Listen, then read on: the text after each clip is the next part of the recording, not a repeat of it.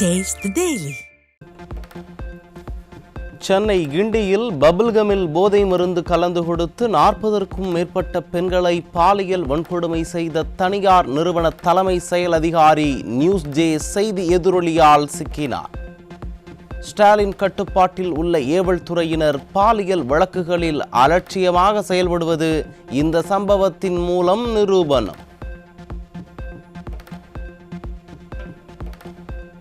சென்னை அண்ணா பல்கலைக்கழகத்தில் பாலியல் வன்கொடுமையால் பாதிக்கப்பட்ட மாணவிக்கு 25 லட்சம் ரூபாய் இடைக்கால நிவாரணமாக வழங்க சென்னை உயர்நீதிமன்றம் அதிரடி.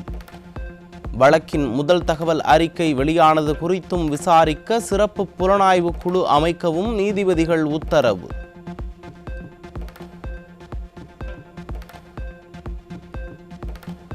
மாணவி பாலியல் வன்கொடுமை வழக்கில் பெண் IPS அதிகாரிகள் அடங்கிய சிறப்பு புலனாய்வு குழுவை அமைக்க சென்னை உயர்நீதிமன்றம் உத்தரவு. அண்ணாநகர் துணை ஆணையர் ஸ்நேகப்பிரியா, ஆவடி துணை ஆணையர் ஜமால், சேலம் துணை ஆணையர் பிருந்தா அடங்கிய சிறப்பு புலனாய்வு குழு நியமனம்.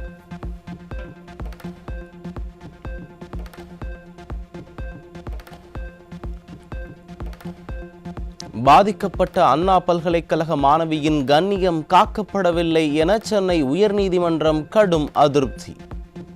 பாதிக்கப்பட்ட மாணவி மற்றும் அவரது குடும்பத்தினருக்கு அனைத்து விதமான பாதுகாப்பு தருவதையும் உறுதி செய்ய DGPக்கு நீதிபதிகள் உத்தரவு.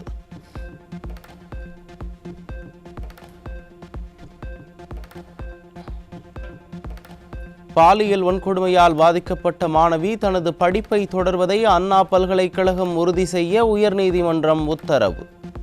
மாணவியிடம் கல்வி கட்டணம் ஏதும் வசூலிக்க கூடாது என்றும் நீதிபதிகள் அதிரடி.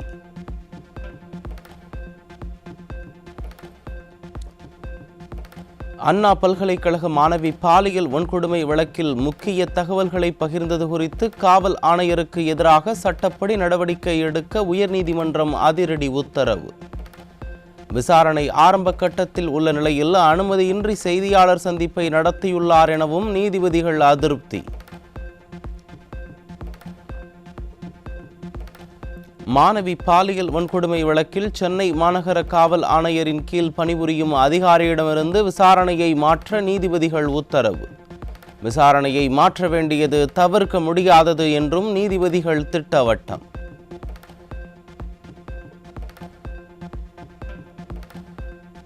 பாலியல் வன்கொடுமை வழக்கு குறித்து பத்திரிகை மற்றும் ஊடகங்கள் திரித்து கூறியதாக கூறக்கூடாது என்று நீதிபதிகள் காட்டம்.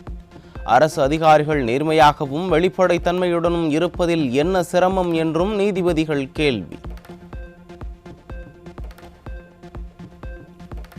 பொதுமக்கள் புகார் அளிக்க காவல் நிலையத்திற்கு வருவதற்கே பயப்படும் நிலைதான் உள்ளது. அண்ணா பல்கலைக்கழக பாலியல் வன்கொடுமை வழக்கில் காவல்துறை பதிந்த FIR குறித்து சென்னை உயர்நீதிமன்றம் கடும் அதிருப்தி.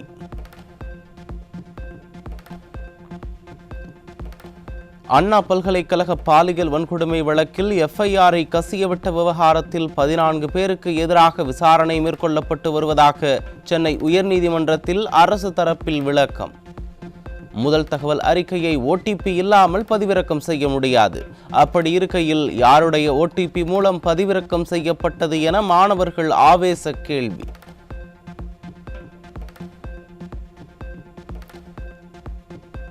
பாதிக்கப்பட்ட மாணவி மீது குறை கூறும் வகையில் முதல் தகவல் அறிக்கை உள்ளது.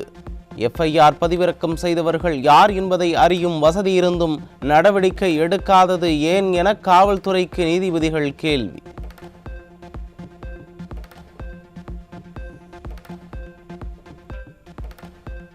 பாலியல் வன்கொடுமை வழக்கில் தொடர்புடைய ஞானசேகரனின் செல்போன் ஏரோப்ளேன் மோடில் இருந்ததாகவும் யாருக்கும் போன் செய்யவில்லை எனவும் நீதிமன்றத்தில் தமிழக அரசு வாதம்.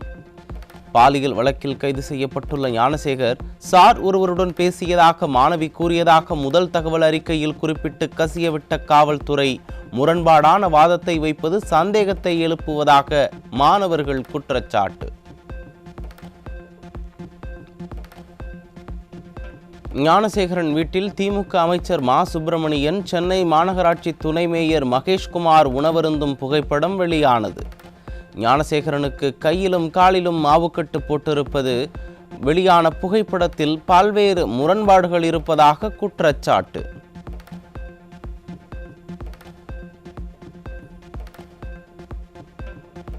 பாலியல் வன்கொடுமை சம்பவத்தில் தொடர்புடைய ஞானசேகரனை கைது செய்வதற்கு முன்னரே அவரது வீட்டை சுற்றி ஒட்டப்பட்டிருந்த திமுக போஸ்டர் மற்றும் திமுக கொடிகளை காக்கி உடை அணிந்தவர்கள் அகற்றியதாக பகுதி மக்கள் குற்றச்சாட்டு. ஐடி வழக்கறிஞர் பிரிவினர் போல காக்கி உடை அணிந்தவர்களும் திமுகவில் சேர்ந்து விட்டார்களா என மக்கள் கேள்வி.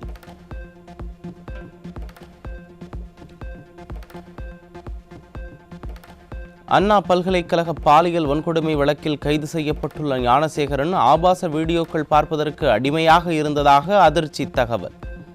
ஞானசேகரனின் கைபேசியில் 50க்கும் மேற்பட்ட ஆபாச வீடியோக்கள் இருந்ததாகவும் தகவல்.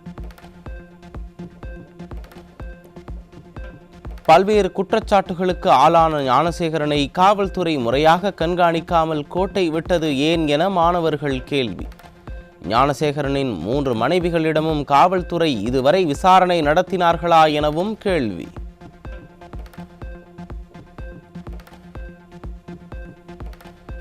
விடியா மாடலின் நிர்வாக திறமையின்மையை தோலுரிக்கும் சமூக ஊடக பதிவாளர்கள் முதல் பத்திரிகையாளர்கள் வரை கைது செய்து போலீஸ் காவலில் வைத்து விசாரிக்கும் தமிழ்நாடு அரசு. பாலியல் வழக்குகளில் கைது செய்யப்பட்டுள்ள ஞானசேகரனை போலீஸ் காவலில் விசாரிக்க இதுவரை நீதிமன்றத்தை அணுகாத காவல்துறை மீது சந்தேகம் ஏற்பட்டுள்ளதாக மாணவர்கள் புகார்.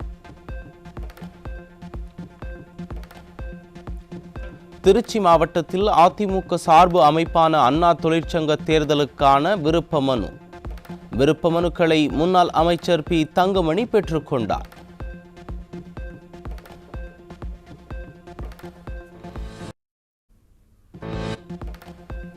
அதிமுகவை கண்டு திமுகவிற்கு அச்சம் வந்துவிட்டதாக முன்னாள் அமைச்சர் சி.வி. சண்முகம் விமர்சனம். 2026 அதிமுக பொதுச் செயலாளர் எடப்பாடி கே. பழனிசாமி தலைமையில் அம்மா ஆட்சி அமையும் என சூளுரை.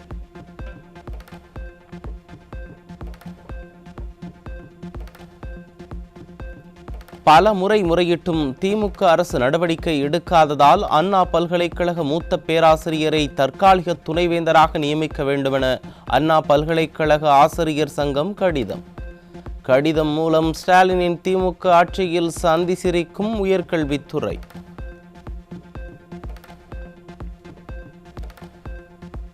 சென்னை மெட்ரோ தூணில் ஒட்டப்பட்டிருந்த திராவிட மாடல் ஆட்சியாளர்களின் சுவரொட்டி மீது காலணி வீசிய மூதாட்டியை எம்எல்ஏ புகாரின் பேரில் தேடி வரும் ஸ்டாலின் அரசின் ஏவல் துறை. உண்மையான கோபத்தை வெளிப்படுத்திய சாதாரண மூதாட்டியை தேட நேரமிருக்கும் காவல்துறைக்கு காமுகர்களை தேடி கைது செய்த குற்றத்தை தடுக்க நேரமில்லையா அல்லது மனமில்லையா என மக்கள் சரமாரி கேள்வி.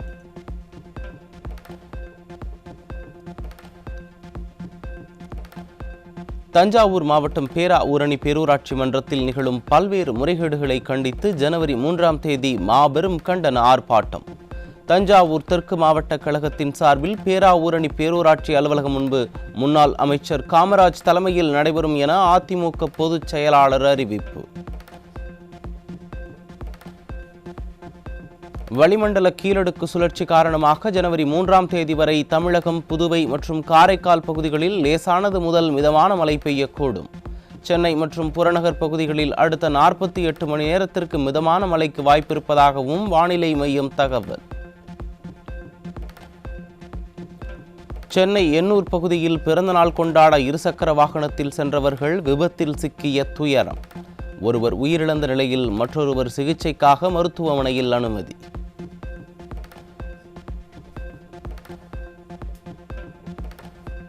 திருப்பத்தூர் மாவட்டம் வாணியம்பாடியில் திமுக நிர்வாகி மற்றும் அவரது ஆதரவாளர்கள் ஃபாஸ்ட்ஃபுட் கடை ஊழியரிடம் கத்தியை காட்டி மிரட்டி தாக்குதல். புகார் அளித்தும் நடவடிக்கை எடுக்காத ஸ்டாலினின் திமுக ஆட்சியில் திமுக நிர்வாகிகள் அராஜகம் நாளுக்கு நாள் அதிகரித்து வருவதாக மக்கள் குற்றச்சாட்டு.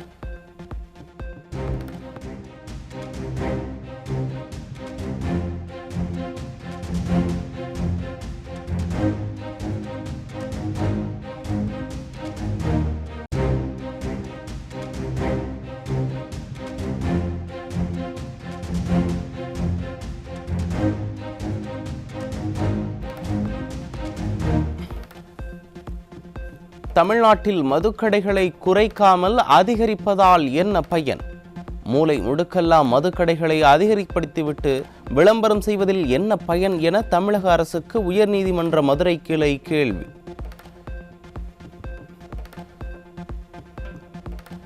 அதிகாரத்தை கொண்டு மிரட்டி வரும் பத்திரப்பதிவுத்துறை அமைச்சர் மூர்த்தியிடமிருந்து பத்திரப்பதிவுத்துறையையும் பணியாளர்களையும் காப்பாற்றக் கோரி இந்திய குடியரசுத் தலைவர் மற்றும் உச்சநீதிமன்ற தலைமை நீதிபதி உள்ளிட்டோருக்கு பதிவுத்துறை ஊழியர்கள் கடிதம். ஒவ்வொரு சார் பதிவாளரிடமிருந்தும் 30 லட்சம் முதல் 50 லட்சம் ரூபாய் வரை பணம் வசூலிப்பதாக பரபரப்பு புகார். சென்னை, காஞ்சிபுரம், செங்கல்பட்டு, திருவள்ளூர் ஆகிய மாவட்டங்களில் உள்ள 96 கிராமங்களில் தனிநபர்களுக்கு சொந்தமான இடங்களில் திறந்தவெளி கிணறு தோண்ட தடை. நிலத்தடி நீரை உயர்த்துவதற்காகவும் முறைகேடான தண்ணீர் விற்பனையை தடுக்கவும் நடவடிக்கை எடுக்கப்பட்டுள்ளதாக மத்திய நிலத்தடி நீர் வாரியம் விளக்கம்.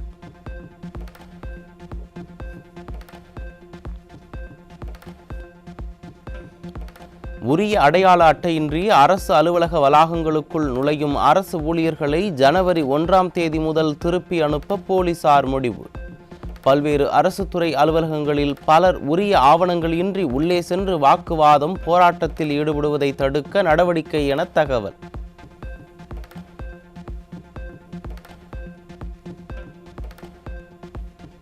தஞ்சாவூர் மாவட்ட ஆட்சியர் அலுவலக வளாகத்தில் நெல் பதரை தரையில் கொட்டி விவசாயிகள் நூதன போராட்டம். மழையால் பாதிக்கப்பட்ட கருக்கா நெல்லிற்கு உரிய இழப்பீடு வழங்க கோரி வலியுறுத்தல்.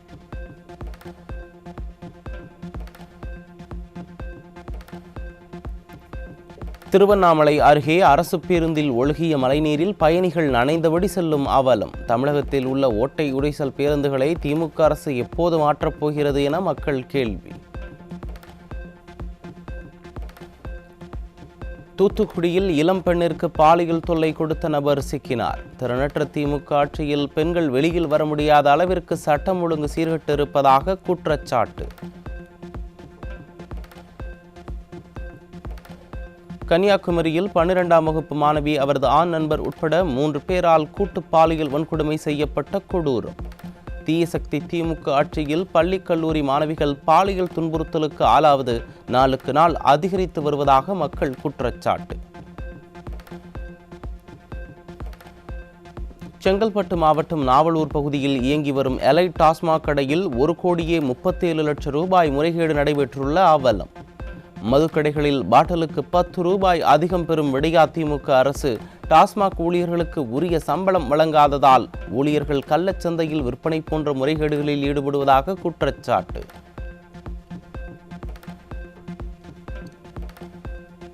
சென்னை புதுவண்ணாரப்பேட்டையில் போலி ஏடிஎம் கார்டுகளை வைத்து மோசடி செய்த பீகார் மாநிலத்தைச் சேர்ந்த 2 பிடிபட்டனர். ஸ்டாலின் அரசின் காவல்துறை மீது குற்றவாளிகளுக்கு சிறிதும் அச்சமில்லாத சூழல் நிலவுவதாக மக்கள் குற்றச்சாட்டு. சென்னை நந்தம்பாக்கத்தில் மெத்தபெட்டமைன் போதைப்பொருள் வைத்திருந்த 2 பேர் சிக்கினர். திமுக ஆட்சியில் போதைப்பொருள் விற்பனை அதிகரித்து வருவதால் கேள்விக்குறியாகும் சட்டம் ஒழுங்கு.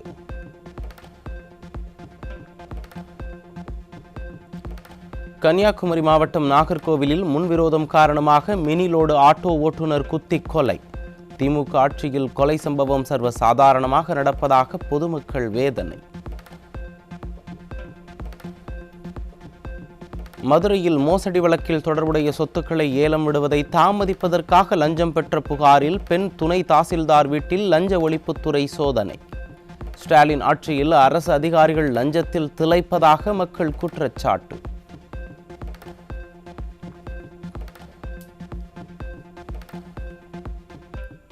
சனி பிரதோஷத்தையொட்டி தமிழகத்தின் பல்வேறு கோயில்களில் அபிஷேக ஆராதனை. ஏராளமான பக்தர்கள் பங்கேற்று சுவாமி தரிசனம்.